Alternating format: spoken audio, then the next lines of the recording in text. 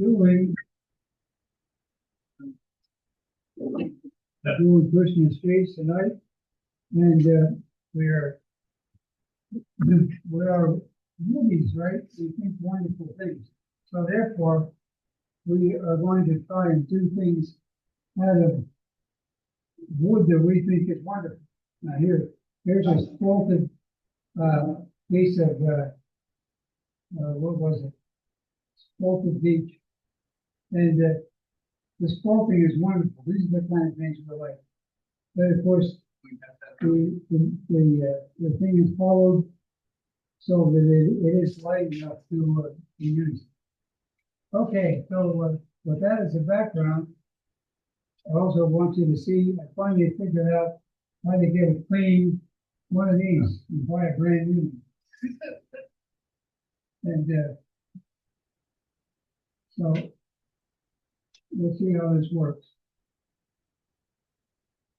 Now, admittedly, I don't normally use these, and but I feel as though I have to use it in a meeting. Just because I don't want you guys to think you can't get away without them. I mean, talk there. Okay, let's see if we can make something here. I have a very nice piece of cherry. Now, the first thing I'm going to do is I want to mark the center. And to do that, I just put it in here. Here's a little gadget you can buy from Lee Valley. And two wax. And it ends up making an X right in the middle.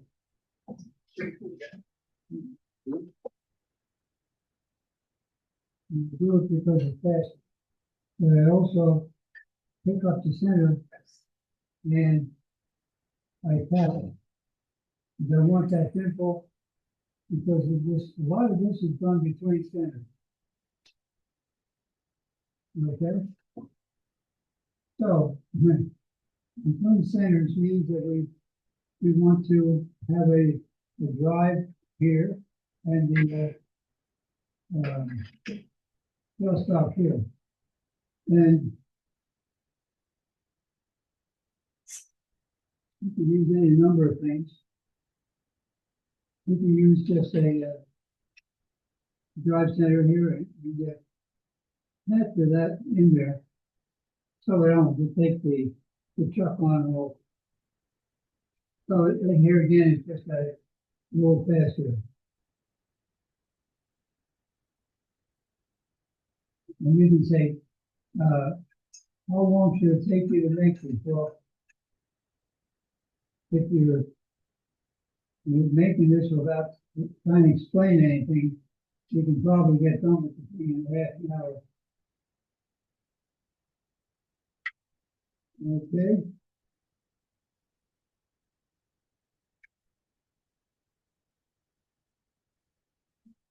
It's got a spring-loaded pin in there, so you got to put enough pressure on to catch. And I'm using a one-way chuck with an insert, and we first want to make this one round, and we'll use a roughing gouge.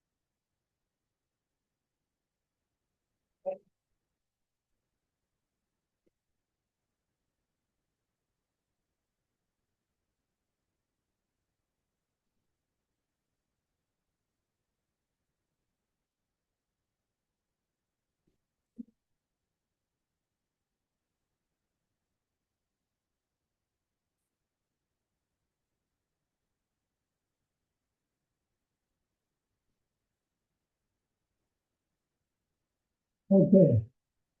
Now,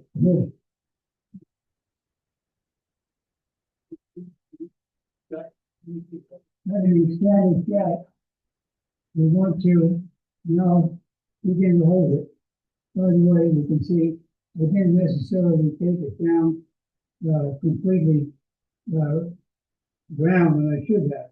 And you notice there's one big crack over here, which was completely not there because it was underneath. It sometimes happens. I should talk about just for a minute about the roughing gout. This one here is from Carter and Son, and we thought this was going to be great because they designed it so you have a little more meat underneath the middle of it. And that's true, although I happen to look in the drawer here of all the tools that came with the truck. And you find the kind we told everybody not to get because they're weak right here. However, it turns out that it works better. And the reason it works better is this being a folded piece of sheet metal gives you a parabolic curve, whereas this is not. This is a completely spherical. And we find that this doesn't give us a little more flexibility. And you can see how well this fits.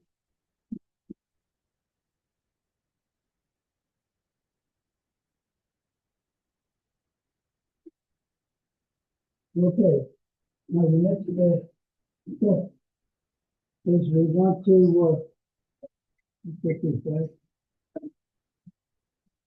We want to establish a tenon on there, and we're able to use a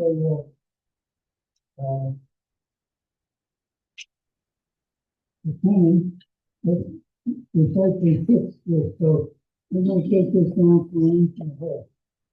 So this is really the next thing you're going to learn. You set yourself an inch and a half of that, and then learn to make it. And it's going to take a little practice, but it's a more efficient way to do it. Now, I'm coming in here, and I'm only doing half because it cuts easier. So I can then take this guy and hold it up. Keep coming in. And there we go. I now have an inch and a half tenon. I can put this aside. I wanted more, and now I gotta go ahead and do this.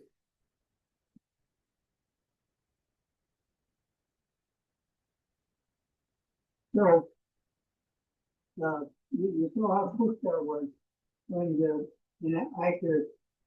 And it takes you a lot of time. But here, as I said, it takes a bit of getting used to. So now we pull the drive center out, we put this aside, and this tenon should fit perfectly. You find out if I did it right. And you notice that there's just a hair gap between the jaws. So that means that it's holding as good as it possibly could. Now notice that we have this horrible crack in here, so I know what's going to happen with that. We'll keep going. So the next step is I want to lay out the ball, and if this doesn't look like it's going to work, we'll move on. Go back to a roughing gouge and make it smooth.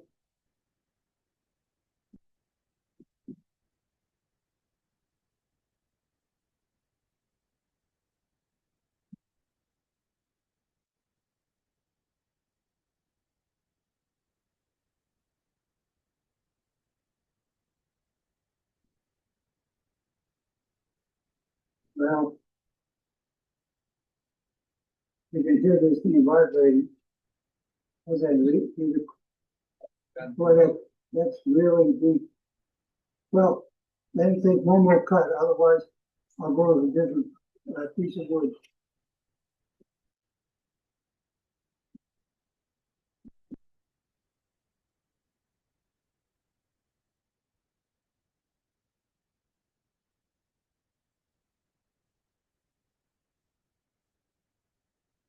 Okay, I think it's gonna work. And, because I was able to get into most of it, well, we'll see. Okay, now the second thing is I want to be able to hold this one. So once again, we'll go back to the same 10 inch.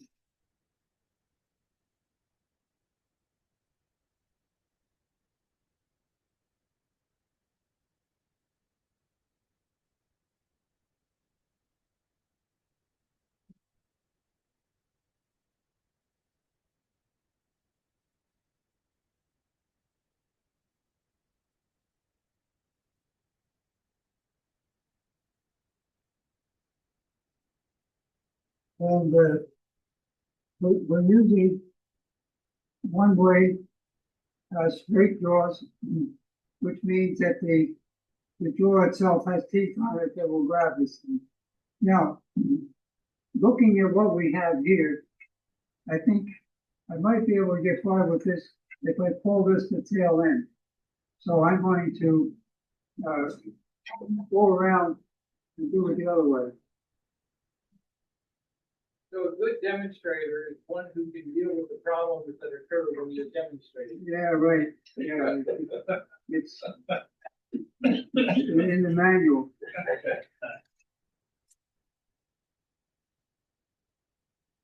Now, we have a tenant here, which I'm going to use, but I'm trying to leave enough room to make this ball. So if I measure the diameter we're dealing with, which is at just under 2.5, 62 millimeters, and I think we can do that. I'm going to grab a pencil here and say that we are going to make a ball that is this big. So there's our ball up to there. And now, in order to make that happen, I'm just going to reach to a parting point. And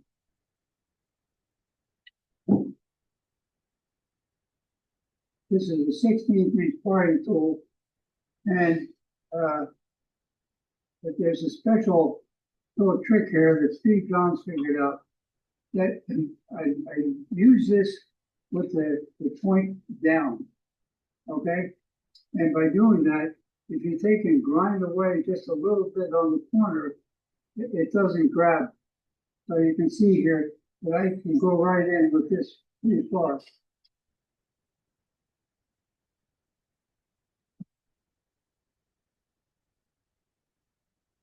Now that would be hard to do without that little notch. And over here, I'm going to leave myself.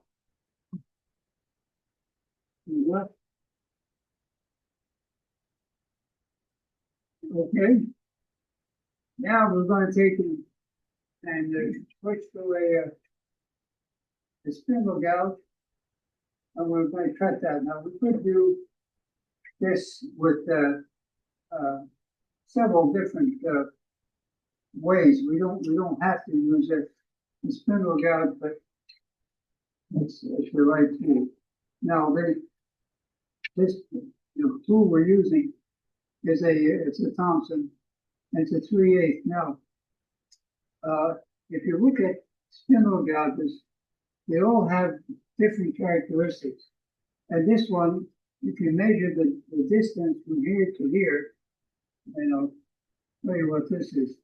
Now, this comes out to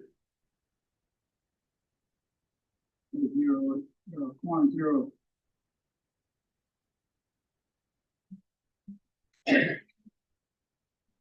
Okay, just over 7 millimeters. Now, this is a 3/8 or a 10 millimeters to begin with, so that the 7 millimeters means that this tool has more meat in there, which means that you can run it over the tool rest a little farther. Now, the downside is it would work a little better if it was a little deeper. And, Thompson makes them both ways. But now we're gonna just do this into a here.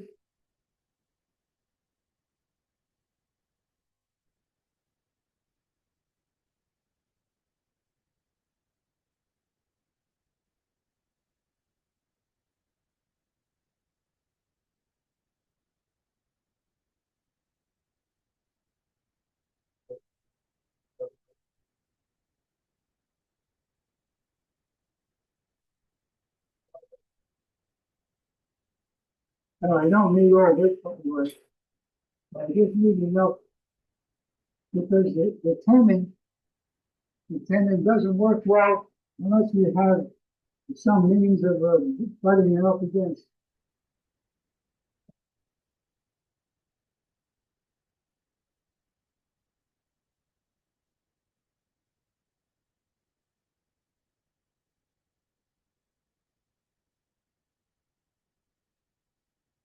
You can see, you could probably do this more efficiently with a skew. I'm not doing that because I don't know that everybody has the proficiency of a skew. By the way, can you hear all right? Okay, good. Repeat what you just said. You probably would be better if you did not. If you use a skew. And but the problem with the skew is unless you use it every day, you probably shouldn't. It takes feel, and you don't get that without paying attention.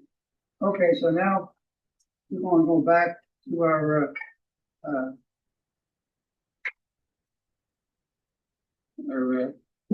16. Now we're using the 1/16 parting tool, and of course we have these in many. And of course, my favorite these is always Thompson, but this is 1/8 inch.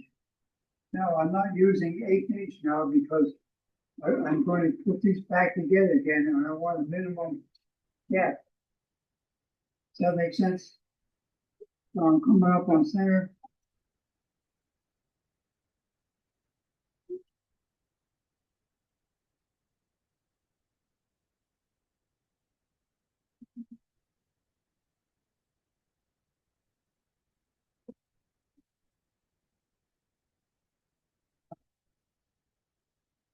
That's ending up being a little too deep. So I'm going to pinch it up and saw.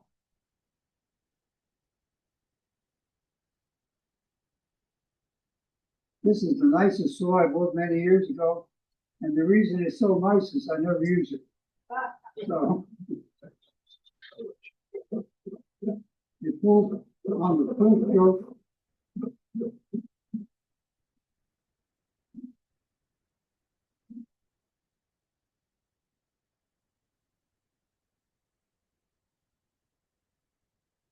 You know, you can run it all the way with the parting tool, and this thing flies off, and everybody has to search for it. Now, we are going to hollow this out. So I'm going to set myself up. First, I want to clean it up a bit and begin to the thimble gouge. Not going to take much, but just a little bit, you know.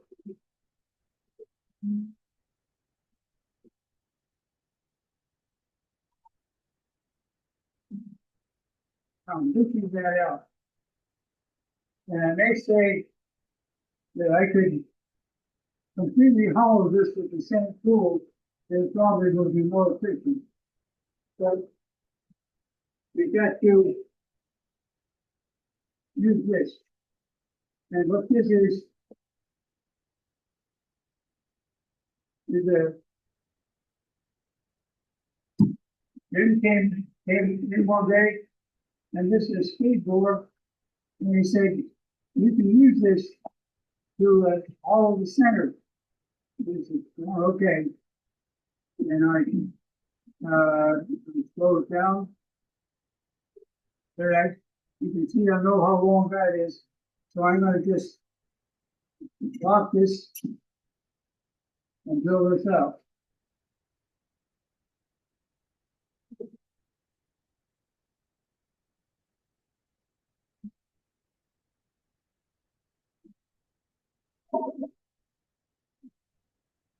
Now you get it, that's quick and easy, except it's not quite, because I really want the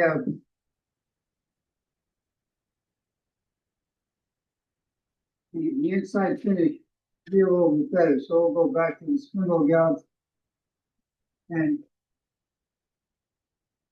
I'm cleaning this up because, again, the overweight problem, okay, so I'm gonna go back up to speed.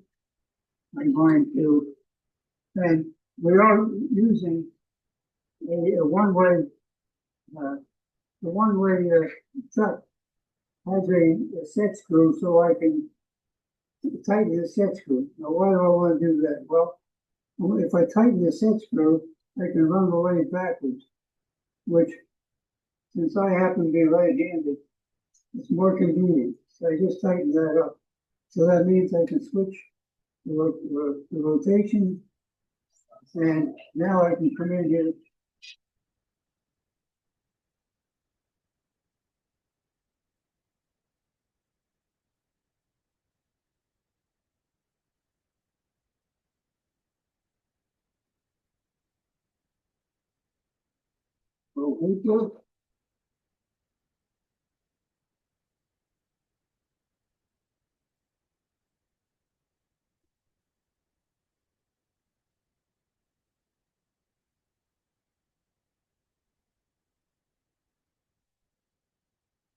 So how thick do I want this? Well,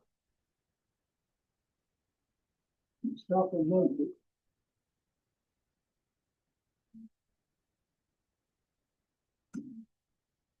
That doesn't work, does it?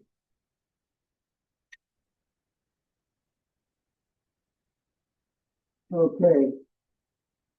About 4 millimeters. And sure, I could take that down to 2 millimeters, but this is good enough.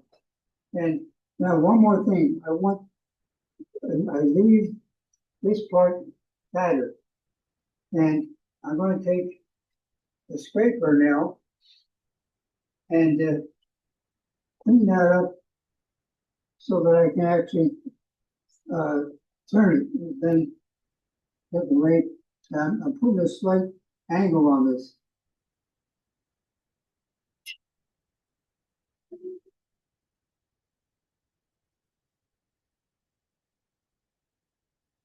You can see how nice the scraper works. And I put just a little bit of tape to it. And I do one more thing. You know, when we're doing cutting threads, we always need to have a relief tool. And that's useful here because I can take this relief tool and go right underneath.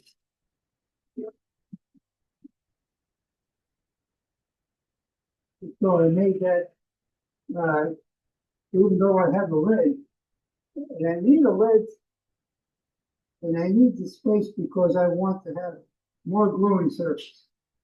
Because now you can see that's as far as we need to go there. And I take this out, and I'm going to do the same thing to the other head.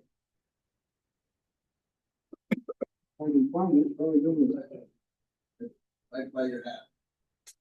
Here it is.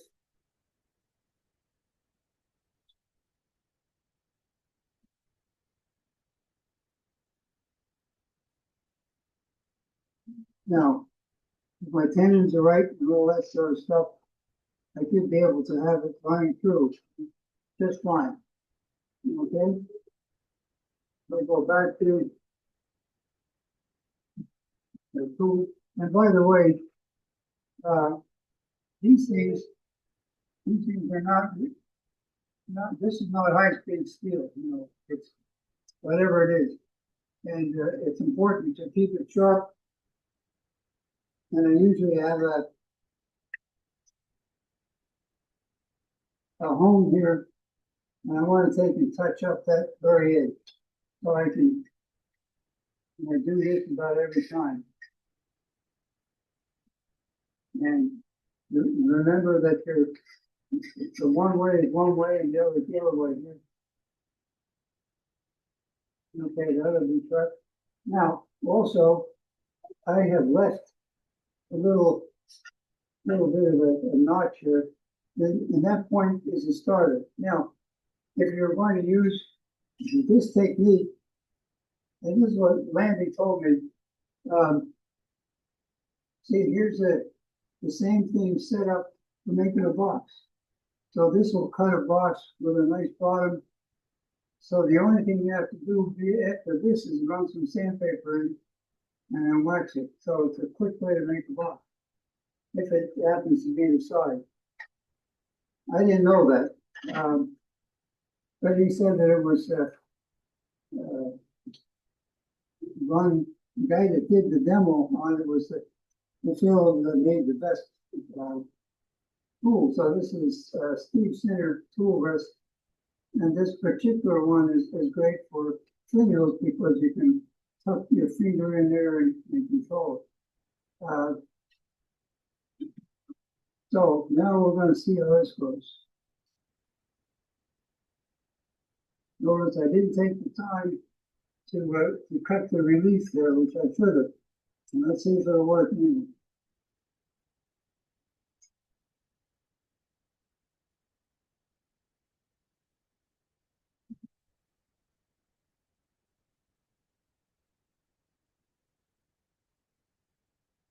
Yeah, look at those peeling off.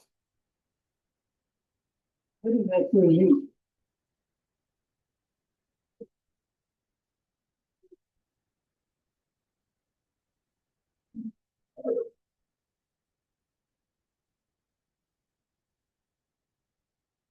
It takes time. Huh? It takes time. Yeah, it does that. And now, of course, that happens to be an inch and a half. And we know that this is a 2 1/4. So had I been using a smaller piece of wood to match that, it would actually come out better. So once again, we run backwards, speed it up, and come up here. So that's one cut. We single down. This is a first thing that's called. And once go a little deeper, you just push on it, it makes a hole, and it goes 5. Now you notice the tip here is I have put the tool rest on the tool rest at a certain point and I'll pivot. I'm not moving back and forth. This gives me something to go by, right? So I can come up here, I can hold that, and then come around.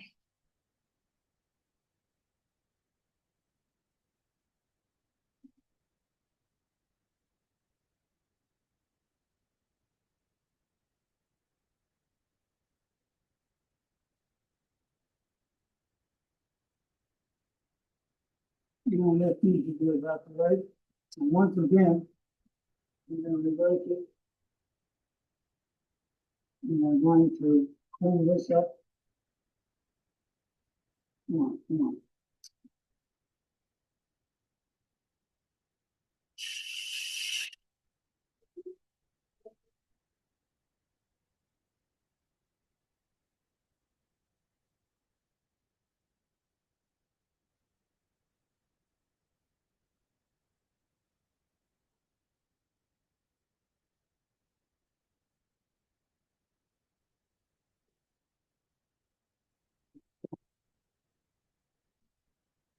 You can see if I do have these things coming together very nicely.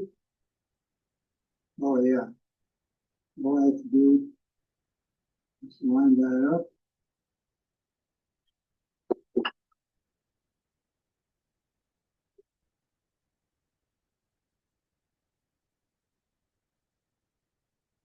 I'm trying to see which way they were. Okay, there's the center. So that should be it.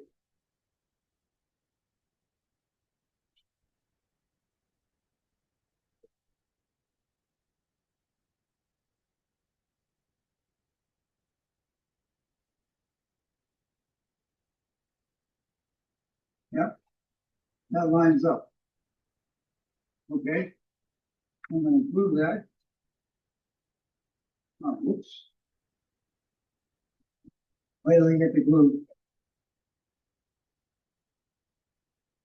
I always forget one thing, right? 1.3. So while he's gone, I'll take a couple of minutes. The workshop for this demo will be August 16th, the third Saturday at 10 o'clock.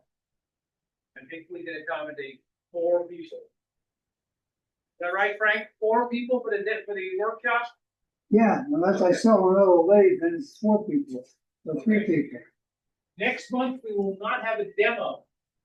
Next month is show and tell from all members, bring in whatever tricks you have or tools that you have that you want to share. Any tricks or gigs or whatever that you want to share, show people how they use them. What's the technique? Any kind of technique that you do, okay? We're also gonna have a tool swap. You bring tools in if you want, sell them, swap them with other people if you want. So next month, there'll be no demo. And in October, we're planning to have someone from out of town doing a demo. We haven't identified that person yet. We're gonna pay somebody to come in and give us something new and different.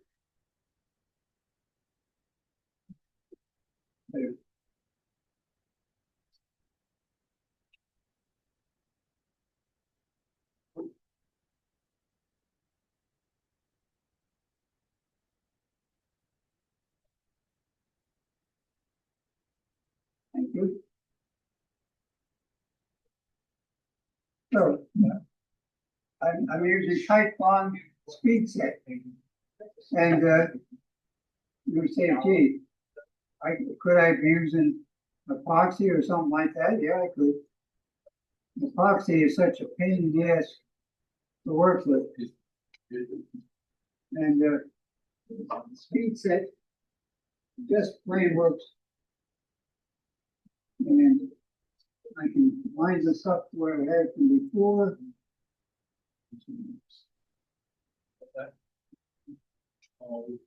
Right there, the main lines line up, the percentage well, and I can bring my tailstock up and hold that.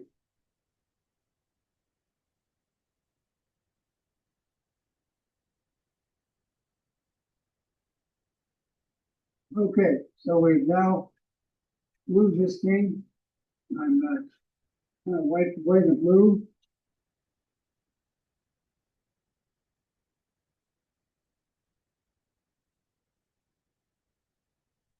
Okay, that looks good. Now, if we're trying to hurry, we chat until it's dry. We're not going to do that. So, so, by the way, this glue really sets free. So I can take this out of here. But the glue hasn't really set. So what do? I put it down and pull out and over. You didn't see the switch, right? Because it's both cherries.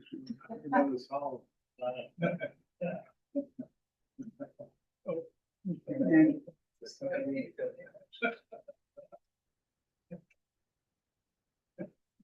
now, at this point, we have this thing rounded off. And now I'm going to take and give myself the nose on here. I'm going to cut this down and leave myself just enough there so that I can take and add a hook to it. I want something that looks different. And I can do that. On the right way, okay.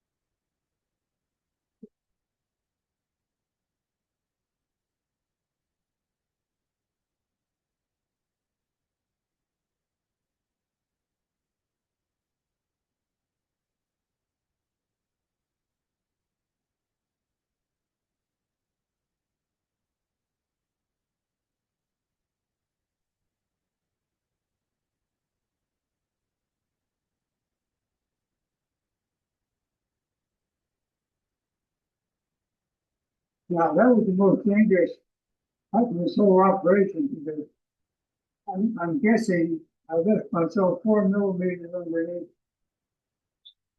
Okay. And you find out a little bit.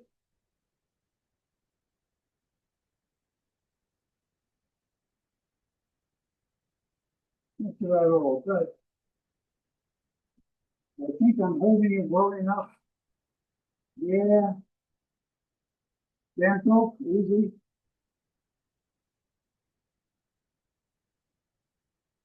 Okay. So I left a interesting looking thing. Now I can go back and hold on to this and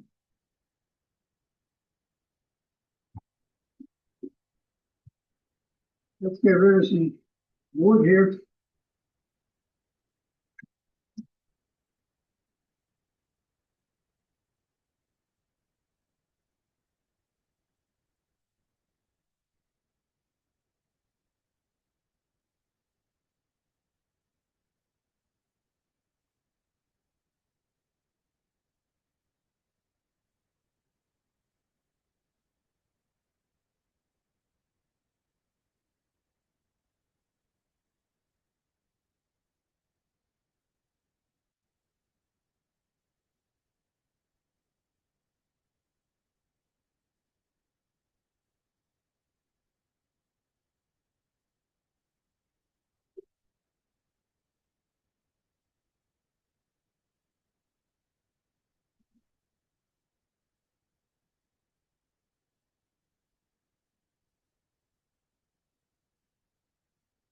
Closer. Here's my helmet.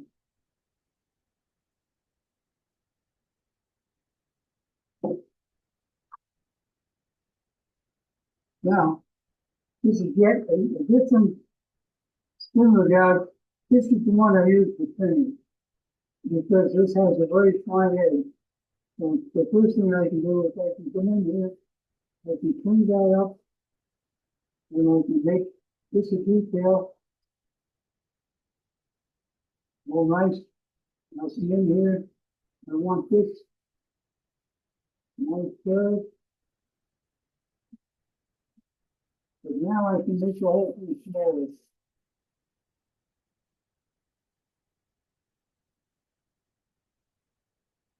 And the question is, how narrow does it have to be? Well,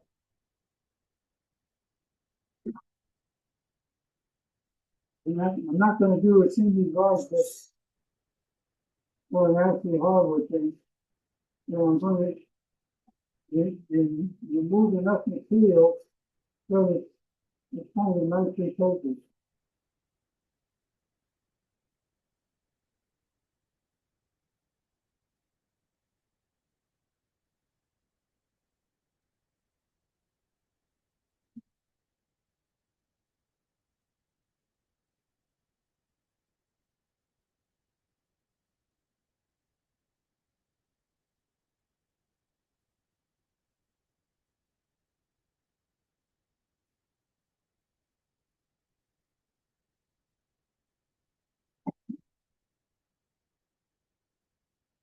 Now, obviously, the more I take out of here, There's less lead.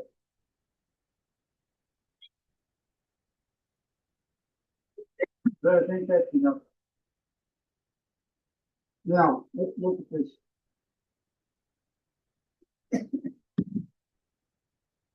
So we have a piece that's rounded. Now, I'm going to take and do a little sanding here. So we got that.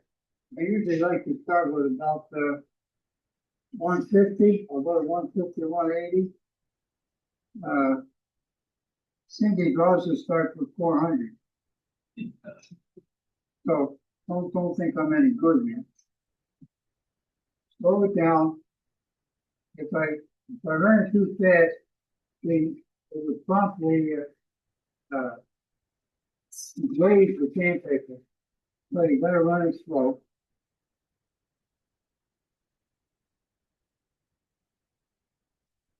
Now,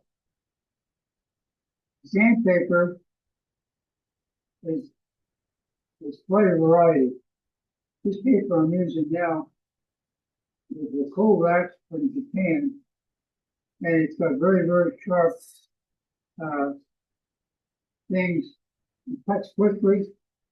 I like this stuff.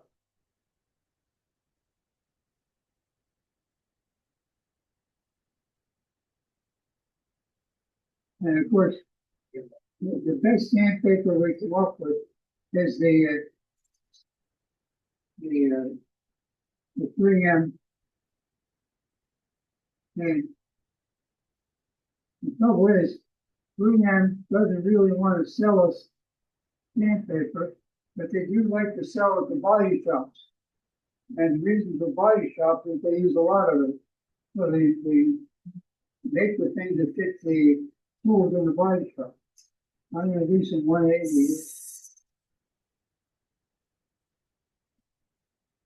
Now, one thing about sandpaper that you got to remember, that if you don't see the dust coming off, throw it away. And I must admit that sandpaper that hits the floor stays there. And no, it's not cheap. The sandpaper does the job quickly.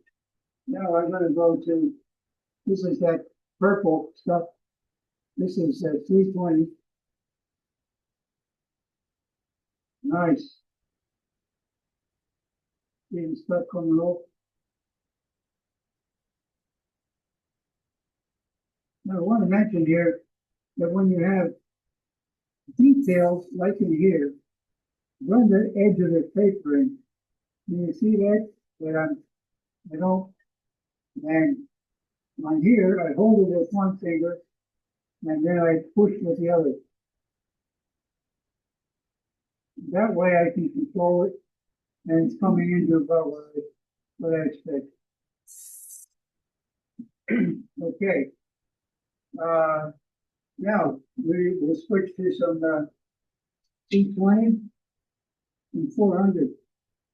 What we got here? 180, 180.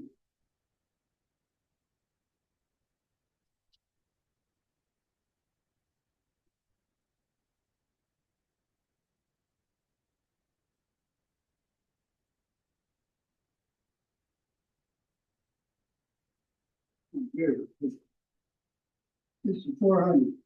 And I had it glued to a piece so that I had backing.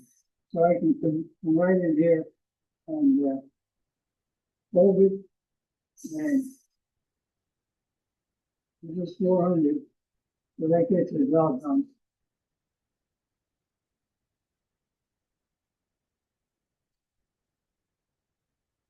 Okay, now let's pull this out of here.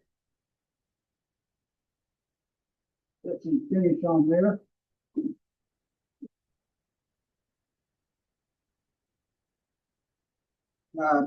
And I usually, why do I use 3408? Well, I use 3408 because I sell it. It's a it's going to give, it's a material that will soak in, and it soaks in enough so that, you can then buff it afterwards with their varnish. And that will give you as much of a gloss as you want. And if you don't want some gloss, you can back off. But this paper, this stuff I'm using is 2400. So it's, well, you can see it's actually making the thing shine. And now, put that aside. And there's 3408. And this is what we're using to apply it. You know, these things are sold for the dentist using, and I guess you can okay, cheap, and to makes a nice applicator because it only is used once. Now we slowly snap, and I'm coming in here with this one putting on. Now the trick is I'm putting a layer on here with a wet edge. And spread it out. That looks pretty good. Throw that out before it gets downy. Take paper towel and wipe off the excess. Just wipe. What kind of finish is that? 3408. It's the company that makes it is Harfix, Parsons Adhesive. And what it is they make a higher purity because it gives me a little working time. If I was using the CA thin in this case, I could do that, but I would have less than 30 seconds to wipe it off. So this gives me long enough time to wipe it. But I want to wipe it because the wiping is what's giving me the smoothness. Okay? So, and with that, this is done. All I have to do with this at this point is put a hook in the end of it and trim it off. Now, I can't pass it around because this is still wet. And I'm not going to do anything to it until tomorrow. How long does it take to dry? How long does it take to dry? Well, within about a half hour it'll be dry, but it won't be hard. And now I could, if I was in a hurry, I could have used accelerator on it. Had I used accelerator, then it would be immediately dry. And I thought of doing that because it's nice to be able to pass it around. Frank, how much is an 8-ounce jar cost? $45. $35. And Here, Frank sells it, right? yeah, we got into that when we had Mark Soleil was here, and he put us onto that, and we're holy shit. Here's something we can finish that's as good as any lacquer job, and it's done. Okay, so having done that, let's go on to the second version.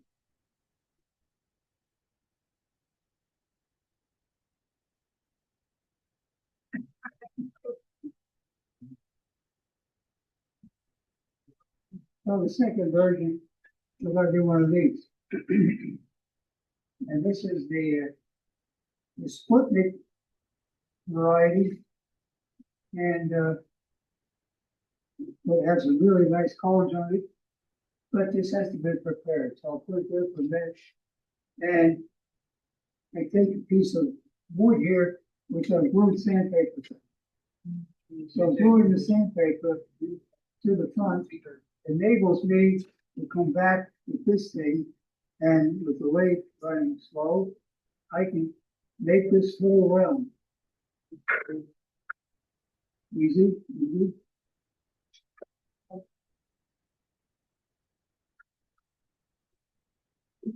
Okay, now, on the other end, I can come right across this and bring that up. Now, it's important here that I'm creating an angle. So you notice instead of a straight hole, it's an angle. And it's an angle because I'm going to take the mating piece and I'm going to fit it in there so that, because I could go through and knock off all the points. If I knock off all the points, then it would be flat. But it doesn't look as good. So, we'll do with that. And by the way, I end up having all kinds of gimmicks here that I use to try and polish that out. But the material is like an eggshell, same stuff, sort of. Except the difference with these is if you look inside, there's all kinds of reinforcements in there. So even though it's brittle, and if I drop it, it'll go up in pieces. But it has a little more strength if you work around that. Okay, now let's do one of these. How much time I got, Stan? 7:40. 7:40. Another 20 minutes? Doing 20 minutes? No. But, Yeah, I think you can do 20 minutes. You can do it. let's go back to Montana. I'm going to put this in here. Now, I've already marked the two ends, and I didn't dimp it.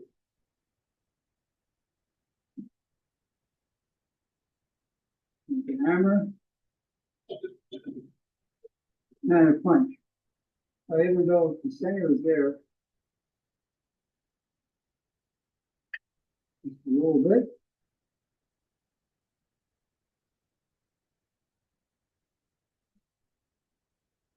Okay.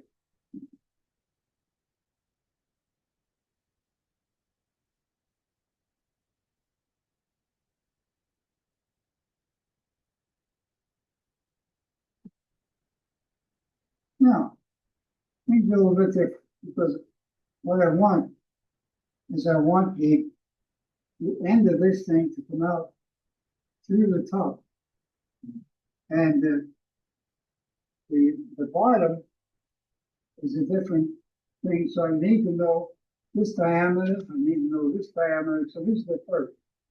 So if I get the calipers, here somewhere, and if I measure this up here, it says I need a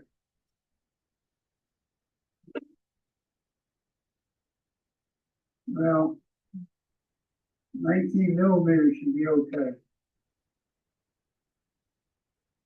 So I'm going to take and set this to 19 millimeters. And cut it to fit. So back to our, so everything starts this way, doesn't it?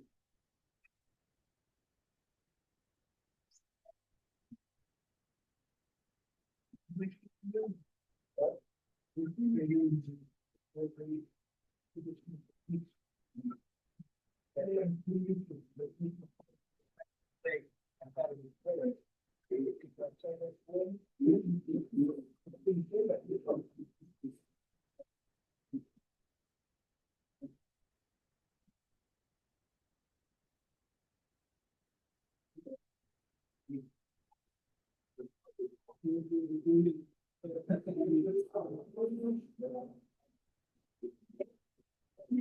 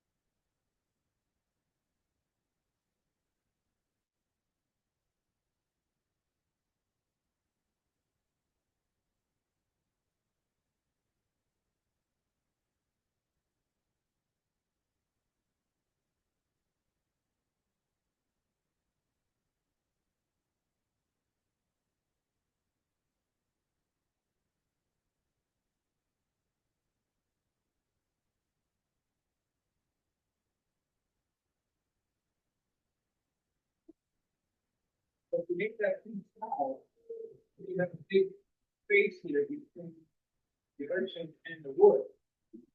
So you have to make this spot, what you're doing right now, the exact size. Okay? And this side, second, but you have to be able to slip this onto it to measure it.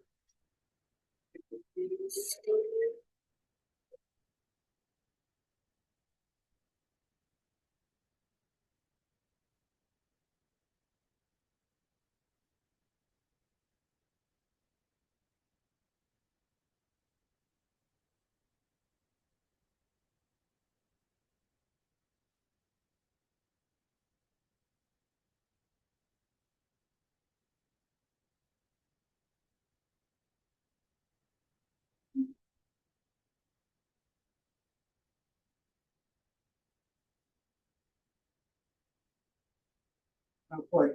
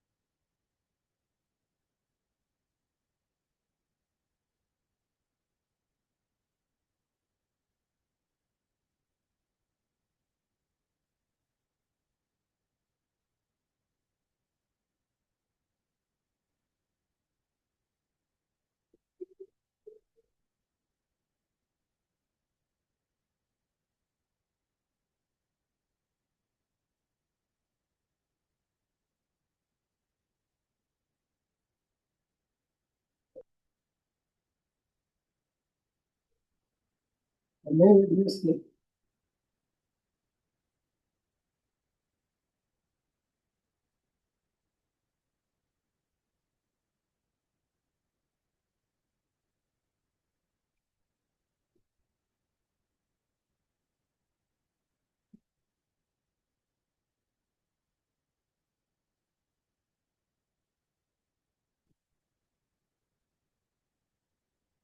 Perfect. Okay. This may deserve a little work.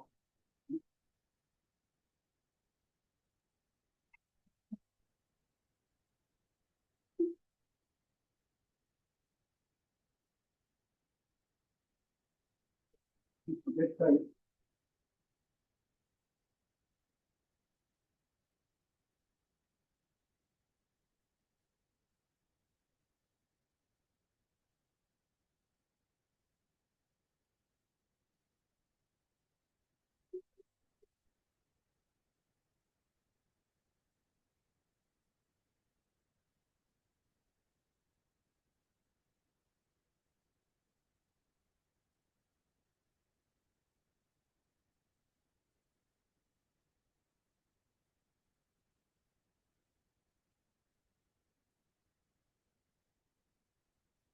Okay. It's hard to measure because you really don't have a perfect hole. All I was doing was getting the angle. So, and what I did was I cut a tape on the front. And so that tells me how far I can go with it.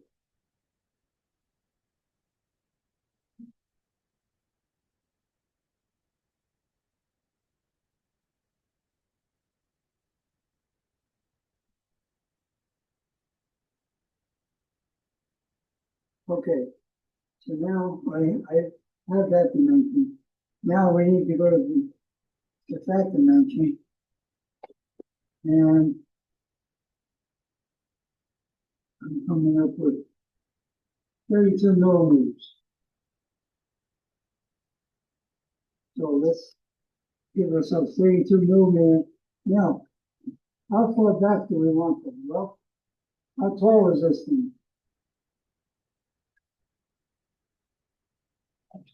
You know,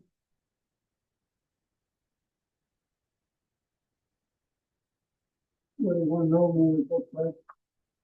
So I'm going to leave that and I'm going to go back 41 millimeters.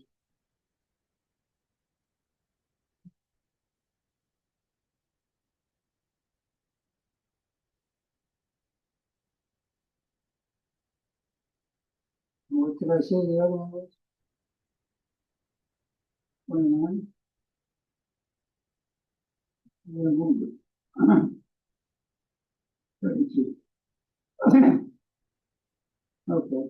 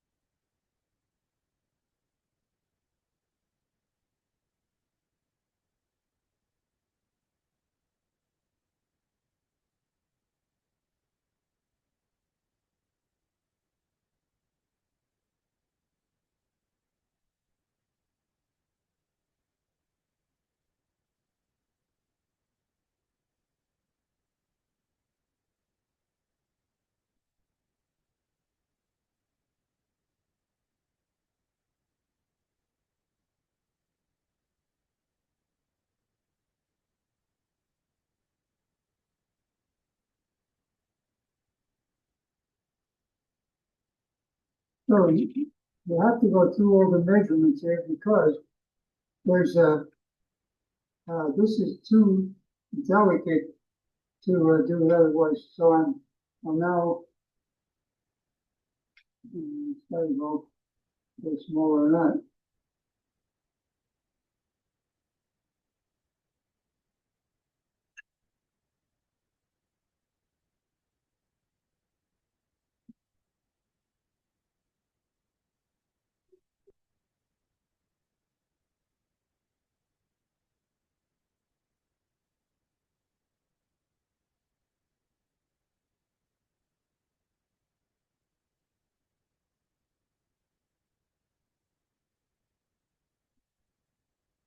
Virtually impossible to get an accurate measurement. That's getting very close. Yeah. And I don't want to be undersized. And you take a little more off.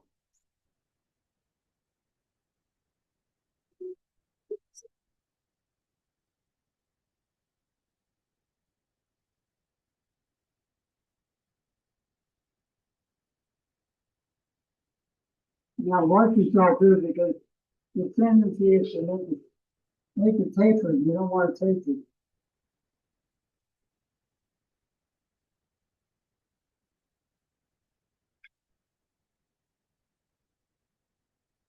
Okay.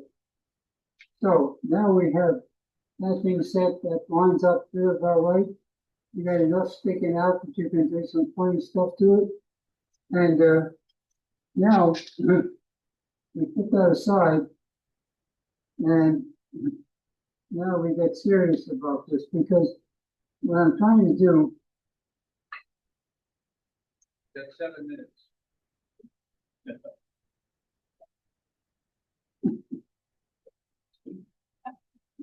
do I get paid more if I do it in 6?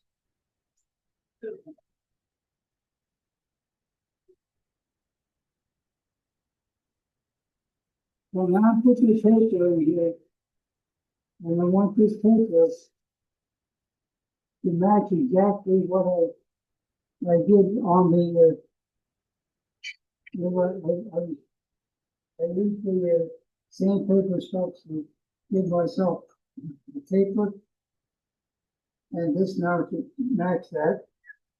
Here's the place.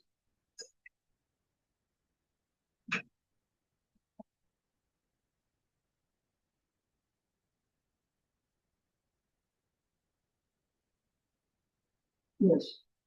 See, that taper misses all the points. You pick that up, you see it? I can't see it. So that's what all the nonsense was about here, was to make sure that looks better, because, and I can show you some things that some others, that before I started doing that, it just didn't look right. Okay, so now what's left to do is we're going to take and turn this on into the pen.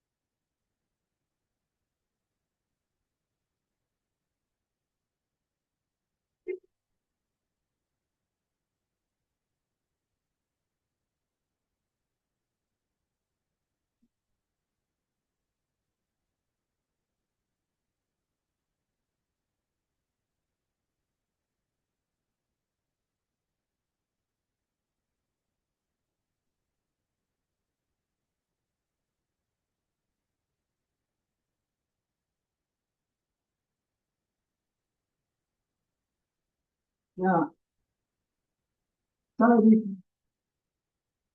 this is kind of funny. When I watched Sandy Rogers for 3 hours uh, doing one of these things, and of course, we're doing with pen with that undo. And he says, when she does a pen, you can't talk about it. As a matter of fact, more often than not, you stop breathing.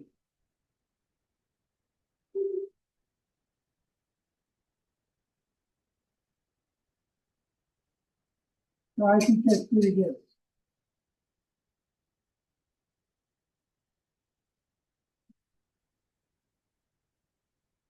Okay. So, again, I would take the time to sand this out. I just broke it.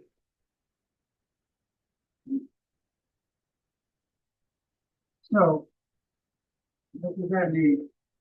Well, maybe they'll finish it anyway. So now I'm going to take, and I'm going to glue this in here. And I should, you should see how nice that comes out. Okay, once again, we still have our glue here.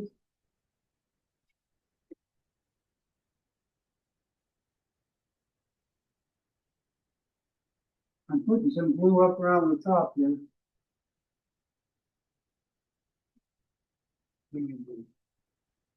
So it's glued on top and bottom. Frank, don't you finish that before you do that? Yeah, I would. But I just screwed it up, so I'm not going to finish it. Okay. Once you have to finish it, find out. Well, I may just have to make another one. Not tonight.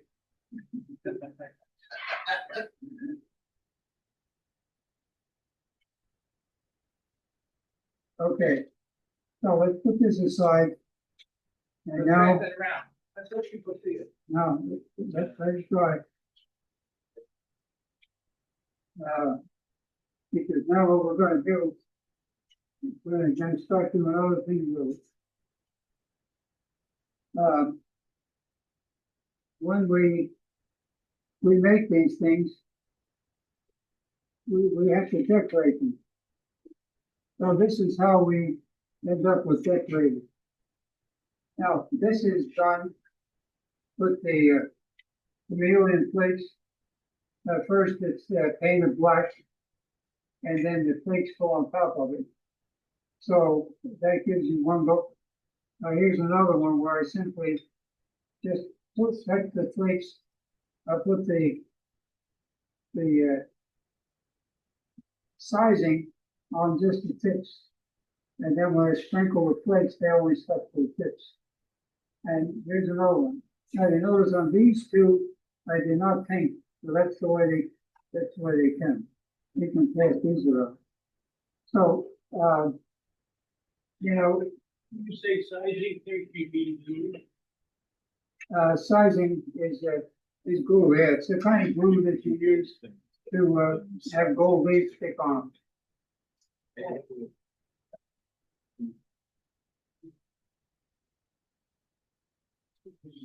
You know, I can show you that technique, but come on, guys, I'm tired. But what I would do, here's a really ugly urchin, right? The colors, yeah. Now, if I take and pick out the quadrants and I put some sizing in there, and I sprinkle red flakes on that.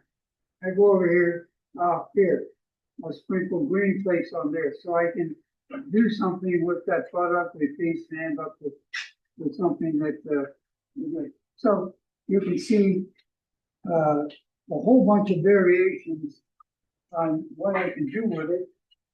And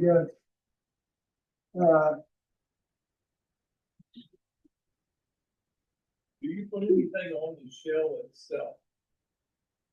maybe smaller sizes. What was the question? So- Did he put anything on the shell itself, like waxing with it? I mean, putting on the shell, So now I can answer questions. You want to know if you put anything on the shell before you put anything on it. What? Did you put any shellac or lacquer or anything on it? I did on this product because I wanted to smooth it out. Normally I don't. And Cindy does. She coats them. However, if you're going to put the chameleon flakes on there, it works so good.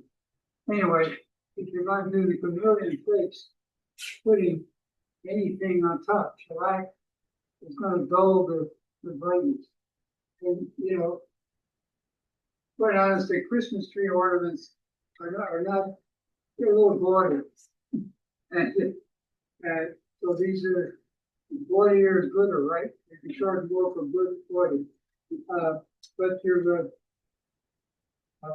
as I said, if you coat the top, and you don't need to do that because the sizing will allow these flakes to stick.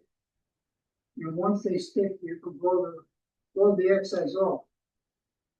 And that's all I do too. Okay, makes sense? Great. Anything else? Thank you, Frank. You all for coming.